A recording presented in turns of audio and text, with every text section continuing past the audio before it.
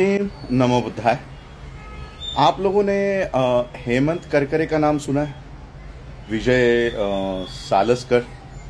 ये मुंबई पुलिस के सबसे टॉप नॉच पुलिस अधिकारी थे जो प्रज्ञा सिंह ठाकुर के मामले में इन्वेस्टिगेशन कर रहे थे और कई सारे प्रूफ इन लोगों के हाथों में लग गए थे। कुछ लैपटॉप्स लग गए थे, कई सारे सुराग उनको मिल गए थे और आरएसएस के अगेंस्ट में कई सारे प्रूफ इन्होंने जमा कर लिए थे। इन दो ऑफिसर्स को मरवाने के लिए, इन दो तीन ऑफिसर्स को मरवाने के लिए और वो पूरा इन्वेस्टिगेशन रुकवाने के लिए मुंबई में कसाब 26/11 ये सब करवाया गया। और ये मैं नहीं कह रहा हूं, ये हु किल्ड करकरे नाम की किताब लिखकर उन्हीं के पुलिस ऑफिसर ने ये बातें भारत के सामने लाई है। और मजेदार बात यह है कि इस किताब पर एक भी पुलिस ऑफिसर ने, चीफ मिनिस्टर ने, प्राइम मिनिस्टर ने, आरएसएस ने कभी भी इसका विरोध नहीं किया, कभी इनके खिलाफ डिफेमेशन की केस दायर नहीं की।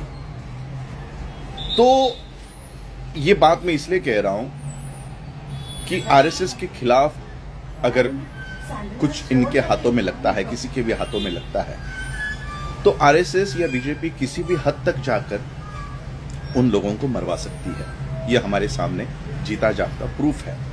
पुलवामा आपको पता है, अभी हुआ आतंकी हमला आपको पता है। ये बात मैं इसलिए कह रहा हूं कि कल अहमदाबाद से लंदन जाने वाली जो फ्लाइट थी उसमें 242 पैसेंजर्स, ये इनका अपघाती निधन हो गया है। अपघाती निधन हुआ है, उसमें से एक ही सर्वाइवर जो सीट नंबर 11A पे बैठा हुआ था, सिर्फ वही बचा है। और उसने ये बयान दिया है कि क्रैश होने से पहले फ्लाइट में बम विस्फोट हुआ था। अब इस फ्लाइट में एक्स सीएम, गुजरात के ex CM, member of Rajya Sabha Vijay Rupani भी ट्रैवल कर रहे थे। क्या रूपानी के पास ऐसे कोई सबूत थे जो आरएसएस के खिलाफ जाने वाले थे? तो ये बात मैं आप लोगों को इसलिए कह रहा हूं क्योंकि आरएसएस का या बीजेपी का वो इतिहास रहा है।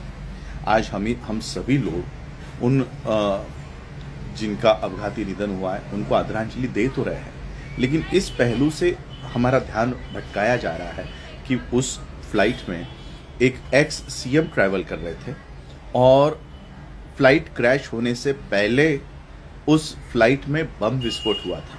तभी तो seat number 11A emergency exit पर बैठे हुए व्यक्ति को वो मौका मिला और वो खिड़की खोलकर ऊपर से ही कूद गया था फ्लाइट क्रैश होने से पहले, और इसलिए वो जिंदा बचा है। और इसलिए ये बात सोचने पे मजबूर करती है क्योंकि 26/11 हो, पुलवामा हो, ये नहीं देखते कि कितने लोग मरने वाले हैं, कौन लोग मरने वाले हैं। उनका टारगेट जो होता है वो अचीव करने के लिए, वो हासिल करने के लिए ये लोग किसी भी हद तक जा सकते हैं, किसी भी हद तक ये लोग नीचे गिर सकते हैं। बस यही बात मैं बताने के लिए आया था। इस फ्लाइट में अहमदाबाद से लंदन जाने वाले जितने भी मृतक हैं, मैं उनके परिवार के प्रति सद्भावना और संवेदना व्यक्त करता हूँ। और यही क्योंकि अहमदाबाद में हुआ है, गुजरात में हुआ है या भारत में हुआ है, इसकी इन्वेस्टिगेशन कहाँ जाएगी ये आप सभी लोगों को पता है। ये कहाँ इसका निष्कर्ष या इसका जो कंक्लूजन है वो क्या होगा, ये सभी आप लोगों को पता है। अंबर मुझे कह रहे हैं, मुझे भी यही लगता है कि यही बात है। विजय रूपानी का प्लान में रहना कोइंसिडेंस नहीं हो सकता। तो ये बातें, क्योंकि मीडिया तो ये बात नहीं कहेगी, क्योंकि मैं तो अभी मीडिया इनको टीवी चैनल्स भी नहीं कहता। आम तौर पे जो भाषा हम यूज करते हैं, ये सारे दलाल लोग बैठे हुए हैं।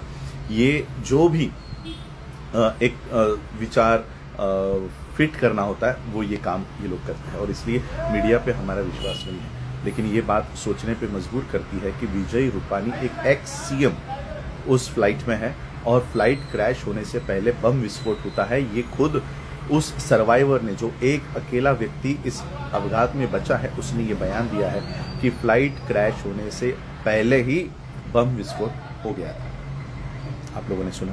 धन्यवाद। जय भीम, नमो बुद्धाय।